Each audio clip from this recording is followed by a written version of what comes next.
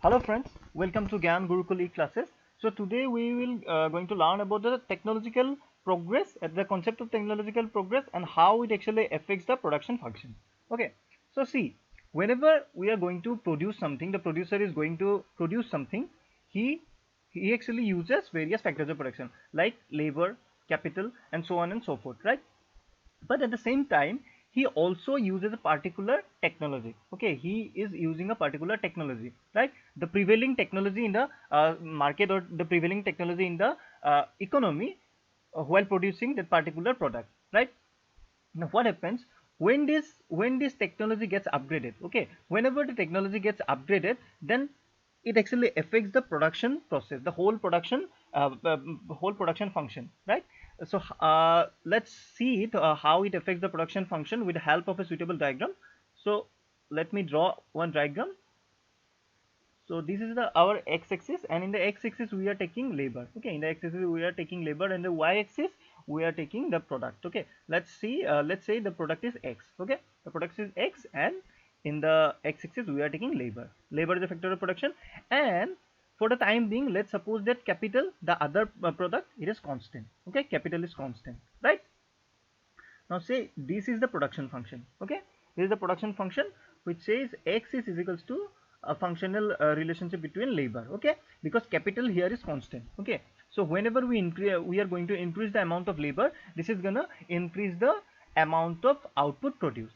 Okay, so whenever we are going to increase the labor, see at this point, if we are using this much of labor, then what is the amount of output produced? The amount of output produced is this much. Okay, this is the amount of output produced. Okay, let's denote it as x1. Okay, now when you are going to further increase the amount of labor, say up to this point, right? So up to this point, and let's denote it as L2. Now at this point, see what is the amount of output produced? The output produced is x2. Okay, the output produced have increased from x1 to x2. Okay, so whenever you are going to increase the amount of labor, that means the amount of output also going to increase. Okay, this is the functional relationship, and this particular curve, okay, this particular production function or this curve is showing at a particular level of technological use. Okay, it is using a particular level of technology. Now suppose suddenly what happens, that the technology upgrades. Okay, the technology upgrades from T to say T dash. Now T dash is a far better technology. Okay, now what happens when you use a particular for better technology? In that case, it is odd that the output is going to increase, right? See, primitively what happens, farmers are used to farm in their lands with the help of cows, right? They used to farm in their land with the help of cows. Then comes the tractor. Okay, then comes tractor or other power tiller or other such sophisticated technologies that help the farmers to cultivate in their lands, and that ultimately what happened, that ultimately increase the production of their particular product, right? That ultimately increase the amount of production at the particular level of labor or at the particular level of capital they use, right? So suppose now the technology have increased. Okay, now as the technology upgrades, what happens, this production function will shift.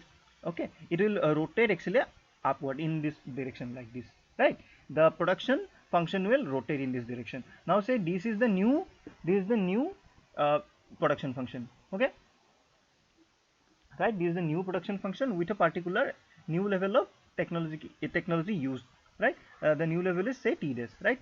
Now what happens, see, even even with the same level of labor, see at this point you were using L2 amount of labor, and previously you were, how much you were producing using L2 labor, you were producing x2 amount of output, right?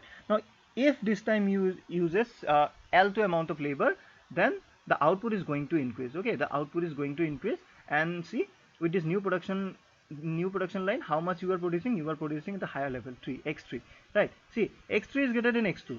Yeah, so what happens that previously using L2 amount of labor you were producing x2 amount of output x, right? Then suddenly what happens when the technology increases, that is the technological progress takes place.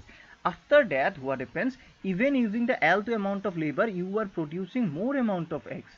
Okay, you are producing more amount of x, you are producing extra amount of x which is greater than x2, and this is mainly because that the technology used, okay, the updated technology actually what it does, it increases the marginal productivity of factors of production, right? It increases, it may either increase the marginal productivity of labor, okay, or it may either increase the marginal productivity of capital, or it may increase the marginal productivity of both the two factors of production, okay.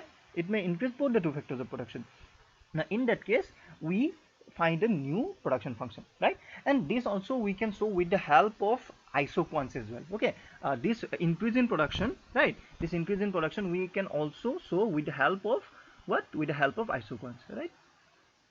So let me draw this here, okay. This is labor and say this is capital, okay. This is labor and this is capital, and initially we were producing the particular producer was producing at this isoquant, okay. Let me denote it as I1, okay, at I1, and this particular isoquant representing output level x naught, okay. It was representing output level x naught, clear, okay.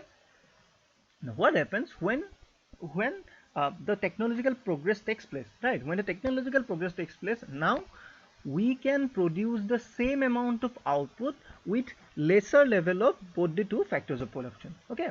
Whenever the technological progress takes place, what happens, we can say it two ways, okay. We can say it in two ways.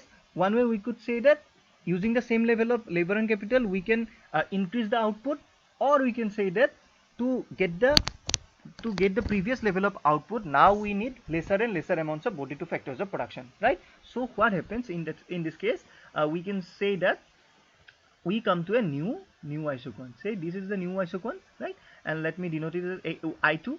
Now I2 is the isoquant that we reach once the technological progress takes place, right?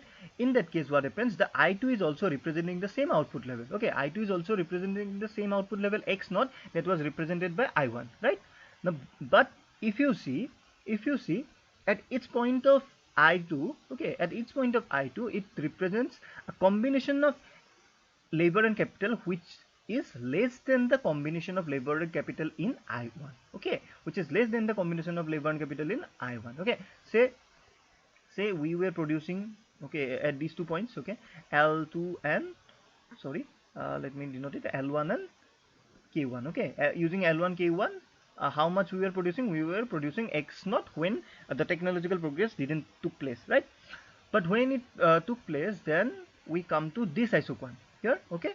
It is showing the same level of output, okay. It is showing same level of output, but now say we can produce at this point with less amount of both the two factors of production, labor and capital, right? With both the two factors of production being less, we can produce the same level of output.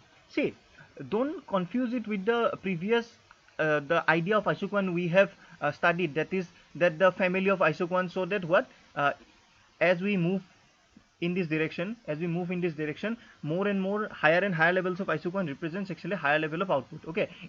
From this intuition you can also say that I1 represents higher output than I2, but that is not the case. Here we are showing that one isoquant is representing before the technological progress took place, and the other isoquant is representing the isoquant or the output level once the technological progress took place, right?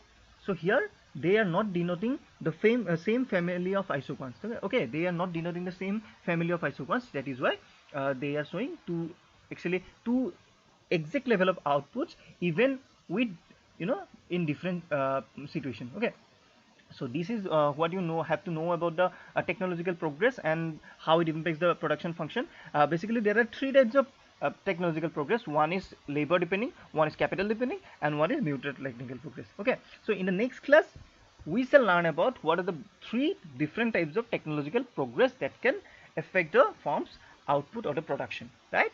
So this is all for today. Thank you. And if you like our video, then please hit the like button and share with your friends. Also subscribe to our channel Gyan Gurukul, and also if you find any doubts and queries, then please comment in the give your comments in the comment section, right? Thank you.